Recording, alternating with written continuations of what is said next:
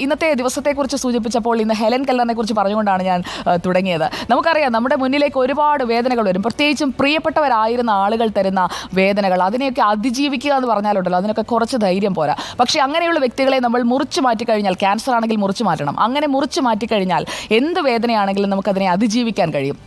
അങ്ങനെ അതിജീവിക്കാനുള്ള ശക്തിയും ഈ ലോകം തന്നെ നമുക്ക് പ്രൊവൈഡ് ചെയ്യുകയാണ്.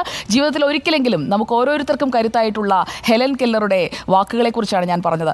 ലോകപ്രശസ്തയായ ഹെലൻ കെല്ലർ, അവരെ ഓർമ്മിക്കുന്ന ദിവസമാണിന്ന്. ഒരു ഓർമ്മക്കുറിപ്പോടെ തുടങ്ങാം.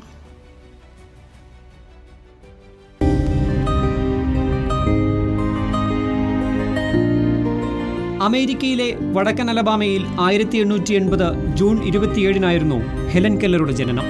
പൂർണ്ണ ആരോഗ്യത്തോടെ കളിച്ചു വളർന്ന ഹെലന് 1.5 വയസ്സുള്ളപ്പോൾ മസ്തിഷ്കജ്വരം ബാധിച്ചു. രോഗത്തിന്റെ പിടിയിൽ നിന്നും പതുക്കെ മോചിതയായെങ്കിലും മസ്തിഷ്കജ്വരം അവളുടെ കാഴ്ചയും കേൾവിയും കവർന്നെടുത്തു. ഇനി ഒരിക്കലും പൂക്കളുടെ സൗന്ദര്യം കാണാനാവില്ല, കിളികളുടെ നാദം കേൾക്കാനാവില്ല. കുഞ്ഞു മനസ്സൊന്നു പിടഞ്ഞു. വിഷാദത്തിന്റെ കടലാഴത്തിലേക്ക് മകളെ വിട്ടുകൊടുക്കില്ലെന്ന് കുടുംബം തീരുമാനിച്ചു. ഹെലന് കൂട്ടായി ആനി സള്ളിവൻ എന്ന അധ്യാപികയെ കണ്ടെത്തി. 5 പതിറ്റാണ്ടു നീണ്ട അപൂർവമായൊരു ഗുരുശിഷ്യ ബന്ധത്തിനാണ് അവിടെ തുടക്കം കുറിച്ചത്. പതുക്കെ ഹെലൻ വാക്കുകൾ പഠിച്ചു തുടങ്ങി.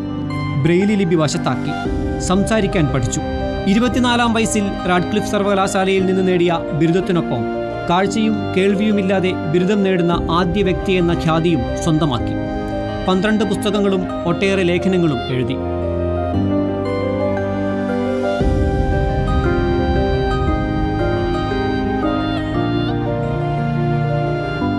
The story of my life എന്ന പുസ്തകം ഹെലൻ കെല്ലറുടെ ആത്മകഥയാണ്. ഇച്ഛാശക്തി കൊണ്ട് അതിജീവിക്കാനാകാത്ത പരിമിതികളില്ലെന്ന ജീവിതത്തിലൂടെ തെളിയിച്ച മഹാവനിതയുടെ ജീവിതകഥ.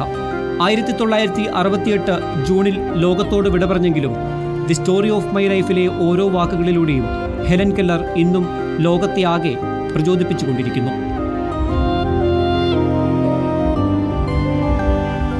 Research desk reporter.